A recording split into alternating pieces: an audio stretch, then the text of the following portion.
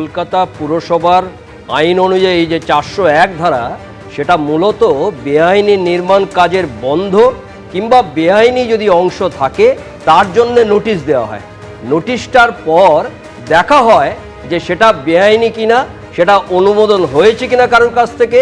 সেটা যদি সত্যিই বেআইনি হয় তাহলে 408 নম্বর যে ধারা আছে সেই 408 নম্বর ধারায় সেটাকে ভেঙে দেওয়া যায় এবং তার জন্যে শাস্তিস্বরূপ জেল এবং জরিমানা দুটোই হয়।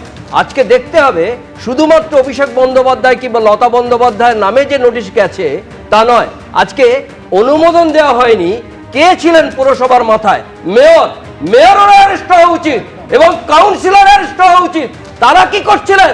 আজকে বেআইনি নির্মাণ করতে দিলেন আর তারা চুপচাপ করে বসছিলেন, তা হতে পারে না। শুধুমাত্র অভিষেক বন্দ্যোপাধ্যায় ফ্যামিলি নয় এবং মেয়র, কাউন্সিলর প্রত্যেককে অ্যারেস্ট করতে হবে। আর বেআইনি নির্মাণ করে যাবেন আর প্রত্যেকে অসুবিধাতে ভুগবে, রাস্তায় হাঁটতে পারবেন না। অর্থাৎ শীর্ষেন্দুদা যেটা বলছেন যে 401 ধারায় যে নোটিশটা দেওয়া হয়, বেআইনি কিছু থেকে থাকলে নোটিশ দেওয়া হয়, সত্যি সেটা বেআইনি কিনা সেটা খতিয়ে দেখা হয়। আমি এখান থেকে তনুজার কাছে আসতে চাইবো। প্রথম হচ্ছে বিষয়টা যে শুধুমাত্র অভিষেক বন্দ্যোপাধ্যায় তো নয়, ওদের ফ্যামিলি শুদ্ধ। দেখা যাচ্ছে একটা ফ্যামিলি পুরো প্রাতিষ্ঠানিক দুর্নীতির সঙ্গে জড়িত। এক্ষেত্রে এরপরে ওনার আবার ওয়াইফ বা অন্যান্য সব কিছু, এটাকে আমরা বহু জায়গায় দেখেছি। এয়ারপোর্টেও সোনা ভর্তি ব্যাগ নিয়ে ধরা পড়েছেন বা পুলিশ, পুরো প্রশাসন পশ্চিমবঙ্গের সেখানে হাজির হয়ে গেছে। যাই হোক, অনেক কিছু ঘটনাই আছে। শুধুমাত্র এই 17টাতেই আমাদের লক্ষ্য রেখে চললে হবে না। আর বেআইনি আছে বলেই কিন্তু নোটিশটা পেয়েছে। আর আমি একদম একমত ওনার সঙ্গে যে এক্ষেত্রে মেয়র পরিপূর্ণভাবে দায়ী এবং এক্ষেত্রে মেয়রকেও নোটিশ পাঠানো উচিত প্রত্যেকটা বিষয়ে, যে কেন এই বেআইনি নির্মাণগুলো তখন মুখ বুজে সহ্য করা হয়েছিল।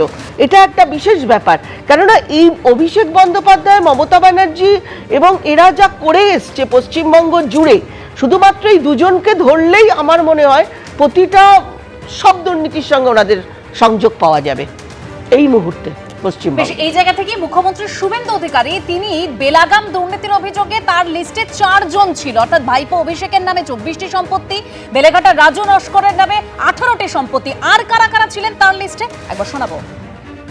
मैं म्युनिसिपल अफेयर्स का सेक्रेटरी और केएमसी का कमिश्नर को बताया 4 नाम लेकर।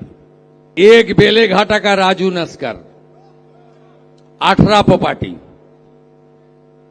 दूसरा कौसबा का सोना पप्पू,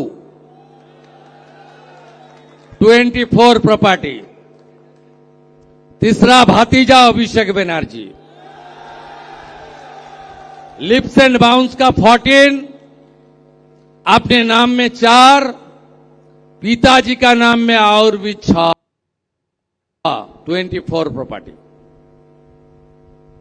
और चौथा नाम सुनना चाहता है, जावेद खान का बेटा, 90 प्रॉपर्टी। ये लोग लूटा है, ये लूटने वाला जैसे शांतनु सिन्हा विश्वास अंदर में है, सुजीत बस अंदर में है। आने वाला दिन में सब भ्रष्टाचारी को जेल के अंदर डालने का काम कानूनी तरीके से भाजपा सरकार करेगा। প্রদীপ চট্টোপাধ্যায়, একটা রাজনৈতিক পালাবদল হলে সবকিছু কেন আমরা দেখতে পাই? একটা মুখ্যমন্ত্রী রাজ্যের, এই আমাদের এই মুহূর্তের যিনি মুখ্যমন্ত্রী শ্রী শুভেন্দু অধিকারী, তিনি এগুলো দেখতে পাচ্ছেন, খুঁজে বের করতে পারছেন। এত বছর ধরে যিনি মুখ্যমন্ত্রী ছিলেন তার নজর কি করে এড়িয়ে গেল? এত বছর ধরে যিনি মেয়র হিসাবে আছেন তার নজর কি করে এড়িয়ে গেল? তার অফিস থেকে এখন নোটিশ যাচ্ছে। এই প্রপার্টিগুলোর কমপ্লিশন কবে হয়েছিল? কবে এই প্রপার্টিগুলোর কাজ শেষ হয়েছিল? তাহলে এত বছর একটাও চোখে এলো না? রাজনৈতিক পালাবদল নাকি সদিচ্ছার অভাব? আসলে সদিচ্ছার অভাব। এগুলো করেই যাব, বেআইনি নির্মাণ করে যাব, দুর্নীতি করে যাব, আমাদেরকে কেউ আটকাতে পারবে না, কেউ আটকানোর নেই। আমরা আইনের ঊর্ধ্বে, এই ধরনের ভাবনা এর মধ্যে যেটা বলছেন সদিচ্ছার অভাব, সেই সদিচ্ছা দেখিয়েছেন একেবারে মুখ্যমন্ত্রী শুভেন্দু অধিকারী। পার্ক সার্কাসের ঘটনা এবার আপনাদের সামনে রাখবো, কারণ মুখ্যমন্ত্রী শুভেন্দু অধিকারী তিনি কড়া বার্তা দিয়েছিলেন। তারপর পার্ক সার্কাস কাণ্ডে জালে আরো 4 জন। পার্ক সার্কাসে অশান্তির ঘটনায় গ্রেপ্তার অন্যতম অভিযুক্ত ফরিদুল ইসলাম। ফরিদুল ইসলাম সহ আরো 4 জনকে গ্রেফতার করা হয়েছে। আর এবার একদম এই অভিযুক্তদের নিয়েই পুনর্নির্মাণ করলো পুলিশ। পার্ক সার্কাসে গিয়ে পুনর্নির্মাণ পুলিশের।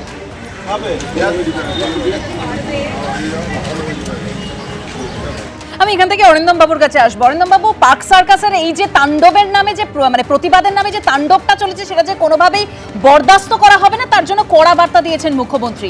তারপরেই এই পুনর্নির্মাণ পুলিশের এই যে বার্তা যাচ্ছে দুষ্কৃতীদের কাছে, কি মনে হচ্ছে? পেল্টিং অফ স্টোন, ইট ছুড়লে 500 টাকা, পুলিশের গাড়িতে যদি আজকে ইট ছড়ে তাহলে আছে 5,000 টাকা, আগুন লাগালে 1 লাখ টাকা। সেটা কাশ্মীরে দেখেছি। আর এখানে কলকাতাতে দীর্ঘদিন ধরে আমরা মেটিয়াবুরুজ থেকে শুরু করে পার্ক সার্কাস থেকে শুরু করে সমস্ত জায়গায় দীর্ঘদিন ধরে আমরা দেখে আসছি। আজকে যে ঘটনাটা আপনারা দেখেছেন, this is nothing but the policy and ideology of the present government. বিগত দিনে যে ঘটনাগুলো দেখছি, যে ডেমনস্ট্রেশন দেখছেন, এই ডেমনস্ট্রেশন কেন দেখাতে হচ্ছে? দেখাতে হচ্ছে এই কারণে বেশি বার বেরো না, তোমরা বিগত দিনের ইতিহাস ভুলে যাও। দেখেছেন যখন ডেমনস্ট্রেশন নিচ্ছে অনেকে বোরখা পরে কিন্তু মাথা নত হয়ে আছে। আপনারা কি দেখেছেন যে গত কয়েকদিন ধরে যে আজকে তাণ্ডব সৃষ্টি করেছিল, কজন ভালো, ওখান মধ্যে ভালো লোক আছে, অনেক ভালো মানুষ আছে। আপনাদের মনে রাখতে হবে যে অ্যানিম্যাল স্লটারিং অ্যাক্ট 1950 সালে সৃষ্টি হয়েছে, সেখানে কিন্তু আজকে গরু মোর সমস্ত কিছু রয়েছে। এটা এমন নয় যে প্রেজেন্ট গভর্নমেন্ট নতুন আইন করেছে, 1950 সাল।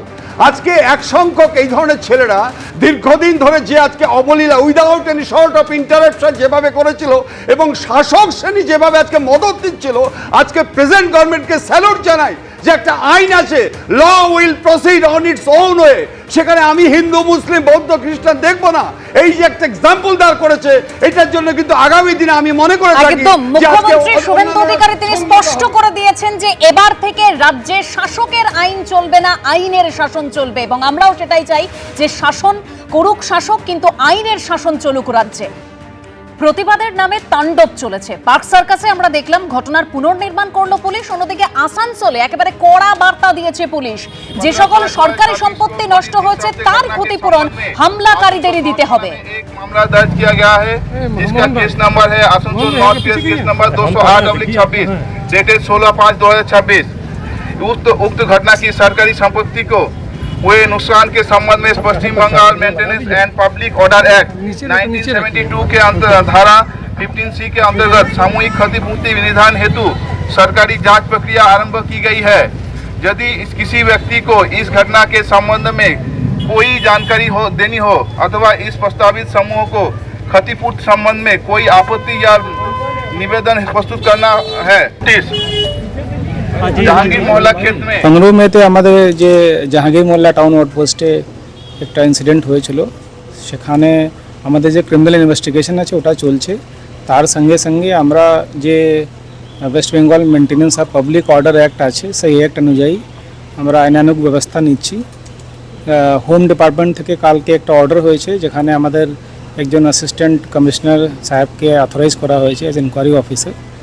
তো উনি ইনকোয়ারি করছেন, যে প্রপার্টি ড্যামেজ হয়েছে সেটা ওখানকার যারা ইনভলভড আছে এর মধ্যে বা যারা এড বা আবেট করেছে তাদের কাছ থেকে এই কম্পেনসেশনটা আমরা রিকভারি করব। এবিপি আনন্দ, এগিয়ে থাকে, এগিয়ে রাখে।